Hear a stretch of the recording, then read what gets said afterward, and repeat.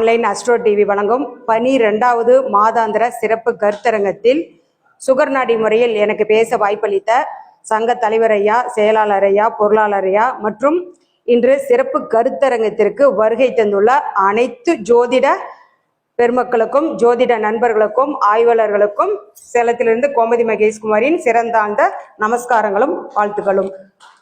இன்னைக்கு காலையிலேருந்து எல்லாருமே பார்த்தீங்களா சிறப்பாக அஞ்சாம் பாவத்தை தான் பேசிட்டு இருக்கிறோம். நானும் அஞ்சாம் பாவம் பேசலாம் தான் ரெடியாக வந்தேன். ஜாதகம் போட்டிருக்கேன், நான் ஒரு முறை வாசிச்சு காமிக்கிறேன் பாருங்க. இது ஆண் ஜாதகம். 5/12/1943 9:30 AM. லக்னம் பார்த்தீங்களா நம்மளுக்கு மகர லக்னம். மகர லக்னம், லக்னத்திலேயே கேது, லக்னத்துக்கு 2ல் சந்திரன், லக்னத்துக்கு 5ல் செவ்வாய், 6ல் சனி பகவான், 7ல் ராகு, 8ல் குரு, லக்னத்துக்கு 10ல் சுக்கரன், 11ல் சூரியன், 12ல் புதன். இது ராசியில் உள்ள கிரகம். நம்ம எப்பயுமே பார்த்தீங்களா சுகர் நாடியில இதை சுத்தி நவாம்சத்துல கிரகம் போட்டுப்போம். அப்பதான் ஒரு கிரகம் யாருடைய காலில் இருக்கு, அது பலமா இருந்தா என்ன பலனை கொடுக்கும், பலவீனமா இருந்தா என்ன பலனை கொடுக்கும் அப்படிங்கிறத சுகர் நாடியுடைய சிம்பிள் கான்செப்டே. நவாம்ச லக்னம் பார்த்தீங்களா மகர லக்னம். மகர லக்னம், மேஷத்துல புதன், ரிஷபத்துல குரு கேது, நம்மளுக்கு மிதுனத்துல பார்த்தீங்களா செவ்வாய் சந்திரன், நம் துலாம்ல சனி பகவான், விருச்சிகத்துல ராகு மாந்தி சுக்கரன், தனுஷுல சூரியன். நவாம்சத்துல உள்ள கிரகம் இது. இவருக்கு வயது பார்த்தீங்களா 83. இப்பதான் தொடங்கி இருக்குது, ஒரு நாள் தான். இவர் பார்த்தீங்கன்னா நம்ம நெருங்கிய சொந்தக்காரருடைய ஜாதகம். ஏன் இந்த ஜாதகத்தை நம்ம ஆய்வுக்கு எடுத்தோம் அப்படின்னா, இவர்களுடைய வாழ்க்கை வரலாறு, நான் சின்ன பிள்ளையிலேருந்து இவருடைய ஜாதக குடும்ப சூழ்நிலை எல்லாமே நம்ம பார்த்துருக்குறோம். ஒரு மனிதருக்கு பார்த்தீங்களா பேர் புகழ் பதவி பட்டம், ஒரு பேர்பட்ட பிரச்சனையா இருந்தாலும் சரி, அது குடும்ப பிரச்சனையா இருந்தாலும் சரி, நிலம் சொத்து தகராறு, இது மாதிரி எந்த பிரச்சனையா இருந்தாலும் ஒரு பெரிய மனுஷரை வச்சு நம்ம இன்னும் எவ்வளோ நம்மளுக்கு கோர்ட்டு கேஸ் எது இருந்தாலும் ஒரு பெரிய மனுஷரை வச்சு ஒரு முன்னிலையில அவர்கிட்ட ஒரு நியாயத்தை கேட்போம் இல்லையா. அவர் இதுக்கு இந்த பிரச்சனையில தலையிட்டாரா, நல்லா ஒரு தீர்வு சொல்லுவாருப்பா, கரெக்டா ஒரு நியாயத்தை சொல்லுவாரு, எல்லாருக்கும் சமமான ஒரு நியாயத்தை சொல்லுவாரு அப்படின்னு நம்ம குடும்பங்களை பெரிய மனுஷர்களை வச்சிருப்போம் இல்லையா. அப்படிப்பட்ட ஒரு உயர்ந்த மனிதர் இவர். இவரால் உழைப்பால் உயர்ந்த மனிதர். இவருக்கு பார்த்தீங்களா ஊர்ல சொந்த பந்தம் குடும்பத்துல எல்லாருமே பார்த்தீங்களா எல்லா நல்ல காரியமும் இவரை கேட்டு செய்வாங்க. அந்த அளவுக்கு ஒரு மதிப்பு மரியாதை மிக்க ஒரு மனிதர். அவருக்கு 83 வயது தொடங்குது. அதனால சரி அவர் ஜாதகத்தை போட்டு பேசணும் அப்படிங்கிறதுக்காகவே எடுத்துட்டு வந்தேன். இவர் எனக்கு பார்த்தீங்களா பெரியப்பா முறை தான் ஆகுது. சந்திரன் திசையில இப்ப புதன் புத்தி இவருக்கு நடக்குது. லக்னம் பார்த்தீங்களா ஏன் அந்த ஊர் உலகத்துல குடும்பத்துல அப்படி ஒரு பேர் புகழ், நம்ம எல்லாருமே மனிதர்கள் தான் இல்லையா. ஒரு மனிதருக்கு பேர் புகழ் பதவி பட்டம், ஒரு குடும்பத்துல ஒரு தனி மதிப்பு, ஒரு அங்கீகாரம் அப்படியெல்லாம் கிடைக்குது அப்படின்னா அதுக்கு என்ன கிரகங்கள் பலமா இருக்கணும் அப்படிங்கிறத நம்ம பார்க்கணும். அதுக்கு நம்ம பலமா சுகர் நாடியில் நம்ம எடுத்துக்கிற விதி என்ன அப்படின்னா, லக்ன புள்ளி இவருக்கு வர்க்கோத்தங்களா, லக்ன புள்ளி வர்க்கோத்தமம். லக்னாதிபதி சனி பகவான், 6ல் தான் இருக்காரு. அவர் யார் காலில் இருக்காரு, செவ்வாய் காலில் இருக்காரு. செவ்வாய் பார்த்தீங்களா உச்சம் பெற்ற நட்சத்திரத்தில் சந்திரன் காலில் இருக்காரு. இதுவே ஒரு சிறப்பான அமைப்புங்க ஒரு ஜாதகத்துல. அதை தான் நாங்கள் சுகர் நாடியில சொல்வோம் அழுத்தம் திருத்தமா. லக்ன நின்ற நட்சத்திராதிபதி பலமா இருக்கணும், லக்னாதிபதி நின்ற நட்சத்திராதிபதி பலமா இருக்கணும், ராசி அதிபதி நின்ற நட்சத்திராதிபதி பலமா இருக்கணும். இது 3ம் பலமாக இருந்தாவே அந்த மனிதர் ஆணா இருந்தாலும் சரி பெண்ணா இருந்தாலும் சரி ஆளுமை திறன் படைத்த மனிதர். நீங்க எந்த செயலை கொடுத்தாலுமே திறன்பட சிந்திச்சு நிதானமா அதுக்கு ஒரு விடை சொல்லிடுவாரு, அந்த பிரச்சனைக்கு ஒரு தீர்வை கொடுத்துருவாரு. இல்லையா இன்னைக்கு செய்ய முடியலையா, இது ஒரு 2 நாள் தள்ளி போடலாம்பா, நாளை மறுநாள் இதை பார்த்துக்கலாம்பா அப்படின்னு ரொம்ப பொறுமையா நிதானமா அந்த பிரச்சனையை கையாள தன்மை அந்த புத்திசாலித்தனம், அந்த தெளிவான சிந்தனை, அது லக்னத்துக்கு தான் அந்த ஒரு பலம் இருக்கும். அப்படி பார்த்தீங்களா எந்த பிரச்சனை இருந்தாலும் இவருக்கு பார்த்தீங்களா ஒரு தீர்வு கொடுத்துருவாரு. அது மாதிரி ஒரு நல்ல ஒரு ஆளுமை திறன் படைத்த மனிதர்.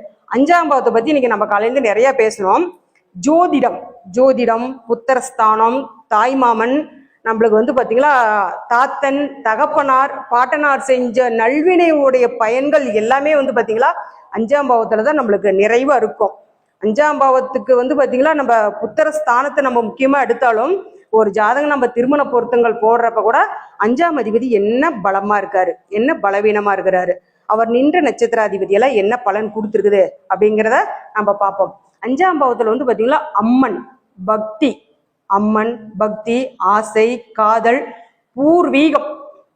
பூர்வீகம் இவர் வந்து பாத்தீங்களா கிட்டத்தட்ட ஒரு மெயின் ரோட்லயே வந்து பாத்தீங்கன்னா பல கோடி மதிப்புள்ள சொத்து பிரச்சனை. கிட்டத்தட்ட வந்து பாத்தீங்கன்னா ஒரு 4 வருஷமா கேஸ்லயே இருந்துச்சு.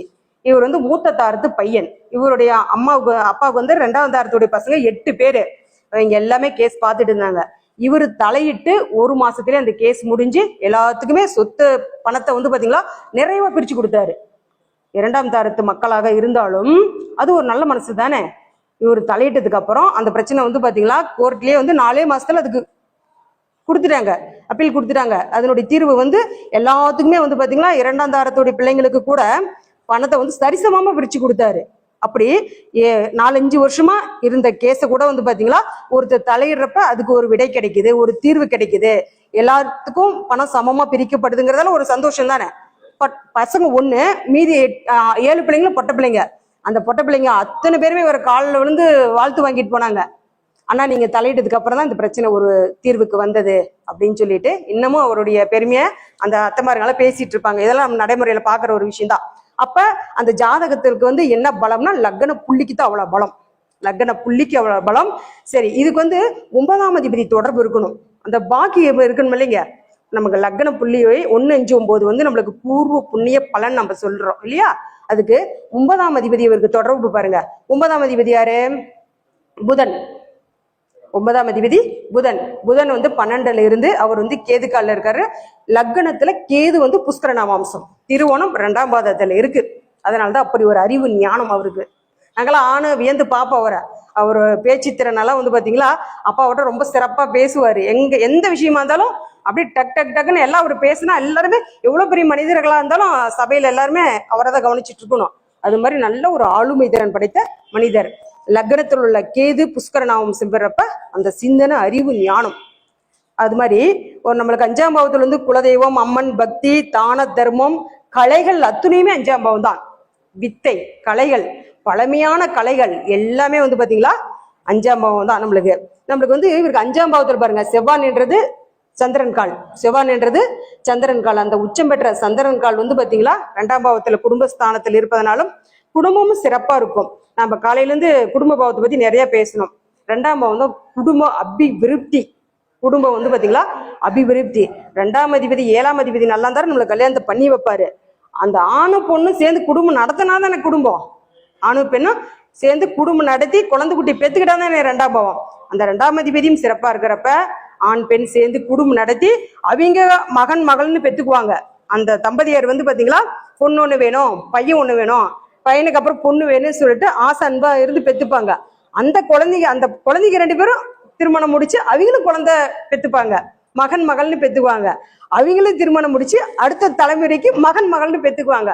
கொள்ளு பேரன் பாக்குற வரைக்கும் அந்த குடும்பத்துல 2ஆம் பாவத்துல கிரகம் நல்ல நிலையில இருந்துச்சுன்னா, 2ஆம் அதிபதி நின்ற நட்சத்திராதிபதி பலமா இருந்துச்சுன்னா கொள்ளு பேரன் எள்ளு பேரன் பாக்குற வரைக்கும் அந்த குடும்பத்துல முன்னோர்கள் இருப்பாங்க. தாத்தா பாட்டின்னு சொல்லிட்டு எல்லாமே இருப்பாங்க. நம்ம வந்து பாத்தீங்களா 2ஆம் பாவத்துல வந்து நம்மளுக்கு ரொம்ப சிறப்பா 2ஆம் அதிபதி பலமா இருக்கணும். அதே மாதிரி எந்த லக்னத்துக்குமே 5ஆம் அதிபதி லக்னத்துக்கு 2ல இருந்து அவர் நின்ற நட்சத்திராதிபதி வந்து பாத்தீங்களா பலமா இருந்துச்சுன்னா அந்த குழந்தை பிறந்ததுக்கு அப்புறம் அந்த தந்தைக்கு உத்தியோகம் அமையும். 5ஆம் அதிபதி எந்த லக்னத்துக்குமே 5ஆம் அதிபதி லக்னத்துக்கு 2ல் இருந்து அவருடைய குழந்தைகள் வந்து பாத்தீங்களா பிறந்ததுக்கு அப்புறம் அவருக்கு பதவி ப்ரமோஷனோ, ஒரு உயர் பதவி கிடைக்கிறதோ, ஒரு தொழில் ஸ்தாபனம் அமைக்கிறதோ, அல்லது அந்த குழந்தைகள் மூலம் அந்த குழந்தைகளுடைய பேர்ல ஒரு கடை தொடங்குறது, ஒரு தொழில் இடம் தொடங்குறது, ஒரு வியாபாரம் தொடங்குறது, ஒரு பினான்ஸ் தொடங்குறதெல்லாம் வந்து பாத்தீங்கன்னா குழந்தை தானே குரு இல்லையா. அந்த 2ஆம் அதிபதி பலமா இருக்கிறப்ப அரசு பதவியில கூட தலைமை பதவியில் இருக்காங்க. பிளஸ் வந்து பாத்தீங்கன்னா பதவி உயர்வு கூட எங்களுக்கு கிடைக்குது. இதுக்கு என்ன கிரக நிலை அப்படின்னு நம்ம பார்த்தோமா, அஞ்சாம் பாவம் வந்து பாத்தீங்களா நம்மளுக்கு லக்னமா நம்ம போட்டோமா, நம்ம லக்னத்துக்கு 5ஆம் பாவத்தை போட்டோமா, அந்த 5ஆம் பாவத்துக்கு நம்மளுடைய 2ஆம் பாவம் வந்து அந்த குழந்தைக்கு 10ஆம் பாவமா வரும். அந்த குழந்தைக்கு வந்து அது 10ஆம் பாவமா வரப்ப தொழில் வந்து ரொம்ப சிறப்பா இருக்கும் அப்படின்னு நம்ம எடுத்துக்கலாம். அந்த குழந்தைங்க பேர்ல பேர் வச்சு நம்ம தொழில் தொடங்கலாம். அல்லது 5ஆம் இடங்கிறப்ப குலதெய்வத்து பேர்லயே நம்ம தொடங்கலாம். குலதெய்வடைய பேர் வச்சும் ஒரு ஸ்தாபனம், கடை, வியாபார கடைகள் ஒரு முதலீடா நம்ம போட்டு செய்யலாம். சரி, எந்த லக்னத்துக்குமே வந்து பாத்தீங்களா திருமண பொருத்தத்தை போய் நம்ம கிட்ட கேட்பாங்க பெற்றோர்கள். ஏங்க திருமணம் முடிச்ச உடனே குழந்தை இருக்குமா? என்னுடைய மருமகளுக்கு திருமணம் ஆகி 4 வருஷம் ஆகுது, 5 வருஷம் ஆகுது, இன்னும் குழந்தை இல்லை, திருமணம் முடிச்ச உடனே குழந்தை இருக்குமா அப்படின்னு சொல்லிட்டு கேட்பாங்க. அதை பொருத்தம் பார்க்குறப்ப இதெல்லாம் கேட்டுக்குவாங்க. எந்த லக்னத்திற்கும் 5ஆம் அதிபதி நின்ற நட்சத்திராதிபதி கேந்திர திரிகோணத்தில் ஆட்சி உச்சம் நட்பு பெற்று குரு மற்றும் லக்ன சுபர்கள் பார்த்துச்சுன்னா திருமணம் முடிஞ்சு 1 வருஷம் 2 வருஷத்திலே குழந்தை பிறந்துரும். ஆண் குழந்தைன்னு பெண் குழந்தைன்னு பெத்துப்பாங்க. அந்த குழந்தை எப்படியாப்பட்ட குழந்தையா இருக்கும்? அறிவு, ஞானம், புத்தி படித்த குழந்தையா இருக்கும். அதுல சிறப்பு. எந்த லக்னத்திற்கும் 5ஆம் அதிபதி நின்ற நட்சத்திராதிபதி கேந்திர திரிகோணத்தில் இருந்து குரு மற்றும் லக்ன சுபர்கள் பார்த்துச்சுன்னா அந்த குழந்தை வந்து பாத்தீங்களா அறிவு, புத்தி, ஞானம் உள்ள குழந்தைகளா பிறக்குமா. அதுதான் ரொம்ப விசேஷம். அந்த குழந்தைங்களால பேசி நம்மளால சமாளிக்க முடியாதுங்க. அவ்வளோ அறிவா பேசுங்க, அவ்வளோ ஒரு நயமா ரொம்ப கருத்தா பேசுங்க, அவ்வளோ ஒரு புத்திசாலி குழந்தைங்களா இருக்கும். அது ஒண்ணு. அப்புறமேல வந்து பாத்தீங்கன்னா இப்ப நம்ம டிவில எல்லாம் நிறைய நம்ம பாக்குறோம், சின்ன சின்ன குழந்தைங்களா அவ்வளோ அழகா பாடுதுங்க, அவ்வளோ அழகா பேசுதுங்க. நம்மள இத்தனை வருஷத்தை வீண் பண்ணிட்டு போன்னு கூட நம்மளுக்கு தோணுது. அது மாதிரி அந்த குழந்தை ஒருத்தன் பாருங்க அந்த விஜய் டிவில திவினேஷ் சொல்லிட்டு பழைய பாடல்கள்லாம் அவ்வளோ அழகா எடுத்து பாடுறான். அந்த பாட்டு அவன் பாடுறதெல்லாம் பார்த்தா எங்க அத்தை அப்படியே உட்காந்து பார்த்துட்டே இருப்பாங்க, இந்த பையனா இப்படி பாடுறான். அந்த பாடலுடைய பொருள் கூட அந்த குழந்தைக்கு அந்த வயசுல புரியுதா இல்லையான்னு தெரியல. ஆனா அவ்வளோட நயத்துடன் அந்த குழந்தை பாடுது அப்படின்னா அந்த கேட்கிற விஷயத்த எவ்வளவு உள்வாங்குது பாருங்க. கண்ணு பாக்குறது கை செய்யுது அந்த குழந்தைக்கு. அப்ப அது மாதிரி அந்த அறிவு ஞானம் தானே அந்த குழந்தைங்களுக்கு. அதே மாதிரி பாருங்க, அந்த வில்லுப்பாட்டு மாதவின்னு சொல்லிட்டு அந்த பொண்ணு சின்ன வயசுதான் பாருங்க. தென்காசி மாவட்டத்துல அவங்க அப்பா அம்மாலாம் விவசாயி கொத்தனாருன்னு சொல்லிட்டு அவங்களே யூடியூப்ல போட்டிருந்தாங்க. அந்த குழந்தை பாருங்க, அந்த மாவட்டத்துல இருந்து அது ஊருக்கே பெருமை, அந்த மாவட்டத்துக்கே பெருமை, தமிழ்நாட்டுக்கே பெருமை இல்லையா? அந்த குழந்தை அவ்வளவு அழகா பாடுறா. அப்படிங்களா? அவ்வளவு அழகா பாடுறா அந்த குழந்தை இல்லையா? அது மாதிரி அந்த குழந்தையால பெற்றோர்களுக்கு பேர் புகழ். 5ஆம் பாவத்துல அந்த குழந்தையால அந்த குழந்தையுடைய பேரை சொல்லித்தான் எங்க அப்பா அம்மா பேரை சொல்லுவாங்க. அந்த குழந்தையுடைய பேரை சொல்லி எங்க அப்பா அம்மா பேரை சொல்லுவாங்க. அப்ப அந்த குழந்தையால பெற்றோர்களுக்கு பேர் புகழ். அப்ப அந்த குழந்தையெல்லாம் இந்த அமைப்புலதான் பிறந்திருக்கும். அந்த குழந்தையெல்லாம் 5ஆம் அதிபதி நின்ற நட்சத்திராதிபதி கேந்திர திரிகோணத்துல இருந்து ஆட்சி உச்சை பெற்று குரு லக்ன சுபர்கள் பார்த்திருந்தா மட்டும்தான் அப்படி ஊரறிய உலகறிய 8 திக்கும் புகழ், பேர் புகழ் எல்லாம் பரவும் இல்லையா? இதே மாதிரி வந்து சின்ன சின்ன வயசுல எல்லாம் பாத்தீங்களா, எங்க வீட்டு பக்கத்துல சுதர்சன் சொல்லிட்டு யூடியூப்ல போட்டீங்களா கிட்டத்தட்ட 60 நாட்டுடைய கொடி பெயர்கள் எல்லாமே சொல்லுவான் தெளிவா பார்க்காமையே. அவ்வளோ சின்ன வயசுல கண்ணு பார்த்தா கை செய்யும். அது மாதிரி நுட்பம், நுண்ணறிவு 5ஆம் பாவம் தானே. 5ஆம் பாவம் தானே அதிர்ஷ்டம், நுண்ணறிவு, ஞானம், அறிவு, இதெல்லாம் 5ஆம் பாவம் தான். அப்ப அந்த 5ஆம் பாவம் குழந்தைங்களுக்கு பலம் பெறப்ப அந்த பெற்றோர்களுடைய ஜாதகத்துல 5ஆம் பாவம் பலமா இருக்கிறப்ப உங்க குழந்தைகள் என்ன விருப்பப்பட்டு படிக்கிறாங்களோ அதுக்கு படிக்க வைங்க. என்ன கலை சிறப்பா கத்துக்கிறாங்களோ அதுக்கு துணை நின்னுங்க, சப்போர்ட் பண்ணுங்க. அந்த குழந்தைய அந்த கலை அந்த அந்த இதுல வந்து ஊக்குவிங்க, குழந்தைய என்கரேஜ் பண்ணுங்க அப்படின்னு சொல்லி நம்ம குழந்தைங்களுக்கு சொல்லலாம், பெற்றோர்களுக்கு சொல்லலாம். ஏன்னா பெற்றோர்கள் கூட கண்டுபிடிக்க முடியாது இல்ல. நம்ம ஸ்கூல்ல அதிக நேரம் இருக்குன்னா டீச்சர்ஸ் அதை கண்டுபிடிச்சிருவாங்க. அப்ப நம்ம சொல்றப்ப அதை வந்து அவங்க எடுத்து அந்த குழந்தைங்களை வழி நடத்துறப்ப நல்ல ஒரு பேர் புகழோட அந்த குழந்தை இருக்கும்னு சொல்லி நம்ம எடுத்துக்கலாம்.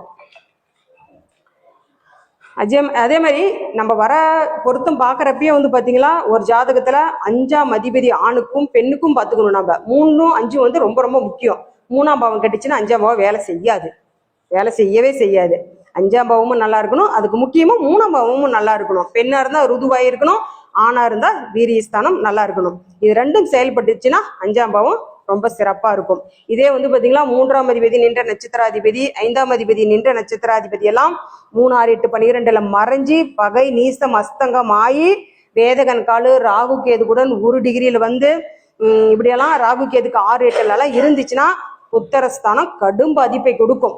ஆனா 5ஆம் அதிபதி அஸ்தங்கம் ஆனா கூட ஒரு பெண் குழந்தை பிறகுது, ஒரு பெண் குழந்தையாவது அந்த வீட்டுக்கு பிறந்துடுது. இப்படி நின்ற நட்சத்திரம்லாம் நம்ம சொன்ன மாதிரி இருந்துச்சுன்னா புத்திரஸ்தானம் வந்து கிடைக்கிறது வந்து ரொம்ப ரொம்ப கஷ்டம். இவங்கெல்லாம் என்ன பண்ணலாம், ஒரு தத்து குழந்தை எடுத்து வளர்க்கலாம். அந்த போன ஜென்மத்துல வந்து செஞ்ச அந்த கர்ம வேலை பலன்தான் புத்திரத்தை பாதிக்கும். அதே மாதிரி வந்து பாத்தீங்களா குலதெய்வ கோயிலுக்கு ஒரு முறையான ஒரு வழிபாடு, ஒரு முறையான ஒரு காணிக்கை, ஒரு தானம், தர்மம், இவங்களுக்கெல்லாம் வந்து பாத்தீங்கன்னா இவங்க முன்னோர்கள் எல்லாம் பூர்வீகம் குலத்தொழில வந்து செஞ்சுட்டு இருந்திருப்பாங்க.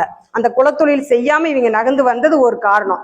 அந்த குலதெய்வ கோவிலுக்கு வந்து முறையான ஒரு வழிபாடு கொடுக்காம, ஒரு கோவில் பூஜைகள் எல்லாம் கலந்துக்காம, இவங்க வேலை இப்படியெல்லாம் வெளியூர் வெளிநாடுன்னு இருக்கிறப்ப அந்த முன்னோர்கள் அவங்களுக்கு வந்து அந்த கோவில வாக்கு சத்தியம் பண்ணியிருப்பாங்க. இந்த கோவிலுக்கு வந்து என்னுடைய ஜனனத்துக்கு அப்புறம் என்னுடைய வாரிசுதாரர்கள் வந்து இந்த கோவில்ல திருப்பணி செய்வோம் அப்படின்னு சொல்லிட்டு அந்த குழந்தை அந்த ஜாதகர் வம்சாவளி எல்லாமே ஒரு உறுதிமொழி கொடுத்திருப்பாங்க. அது இப்ப நாளடைவில் தொழிலுக்காக உத்தியோகத்துக்காக அங்கங்க பிரிஞ்சு போக அந்த குலதெய்வோடைய பிரார்த்தனை அங்க இல்லாம போயிடும், அனுகிரகமும் இல்லாம போயிடும். ஒருத்தருக்கு 5ஆம் பாவம் நல்லா இருந்துச்சுன்னா கிரக பலமும் இருக்கும், தெய்வ பலமும் இருக்கும், குலதெய்வ பலம் பரிபூர்ணமா இருக்கும். இதெல்லாம் அங்க பிரேக் ஆயிருக்கும். இது பிரேக் ஆனா என்ன ஆகும்? திருமணம் பாதிக்கும், குழந்தை தடை வரும், அப்படி இல்லைன்னா கரு சிதைவு. 3 மாசம் 5 மாசம் பெண்கள் கரு தெரிப்பாங்க, கரு சிதைவு உண்டாயிடும். இல்லைன்னா குழந்தை பிறந்து கூட இறந்துரும். இந்த பாதகாதிபதி மாரகாதிபதி எல்லாம் தொடர்பு வந்துச்சுன்னா குழந்தை பிறந்து இறந்துரும். இது போன்ற அமைப்பு இந்த பாதிப்பெல்லாம் எங்களுக்கு கொடுக்கும். சரி, இதுக்கு என்ன ஒரு உபாயம் அப்படின்னமா, குழந்தை ஆசிரமத்துக்கு வந்து பாத்தீங்களா உணவு தானம் கொடுக்கணும். குழந்தை ஆசிரமத்துக்கு வந்து பாத்தீங்களா ஒரு உணவு, உடை, கல்விக்கு வந்து பாத்தீங்களா ஒரு ஊக்கத்தொகை, ஒரு உதவித்தொகை, இது மாதிரி குழந்தைங்களுக்கு வந்து பாத்தீங்களா நம்ம கொடுத்து வருடம் ஒரு குறிப்பிட்ட தொகை கொடுக்கலாம். ஒரு ஆசிரமத்திற்கு, குழந்தை ஆசிரமத்துக்கு வந்து கொடுத்தீங்களா அது ஒரு நல்ல ஒரு வளர்ச்சி கொடுக்கும்.